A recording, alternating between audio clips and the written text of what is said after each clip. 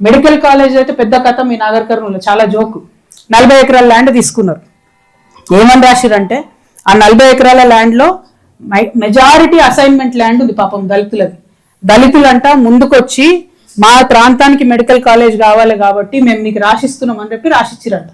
అంటే 1 acre 1.5 acre 1/2 acre ఉన్నటువంటి రైతులు, అదే తమ జీవనాధారంగా బతికేటటువంటి రైతులు ముందుకొచ్చి స్వచ్ఛందంగా ఇచ్చేసిర్రు అని చెప్పి చెప్తున్నారు. కానీ అన్అఫీషియల్ గా జరిగింది ఏంది మీ అందరికీ తెలుసు. ఆ దళితులు మాట్లాడినా ఏది చేసినా వాళ్ళ నోరు మూయించి పైసలు ఇచ్చి వాళ్ళని ఎల్లగొట్టి తీసుకున్నారు. మరి పెద్ద పెద్దవి చాలా ఉన్నాయి కదా. 40 ఏకర్స్ ల్యాండ్ లేదా నాగర్ కర్నూలు చుట్టుముట్టు ఉండంగా దళితుల భూమిని తీసుకుని దౌర్జన్యంగా మెడికల్ హాస్పిటల్ కట్టిరు. హాస్పిటల్ ఫినిష్ అయింది, కాలేజ్ ఫినిష్ అయింది. కాకపోతే దళితులకు మాత్రం అన్యాయం జరిగింది. అసైన్మెంట్ ల్యాండ్ అంటేనే ప్రభుత్వం ఇచ్చేది వాళ్ళ జీవనాధారం కోసం.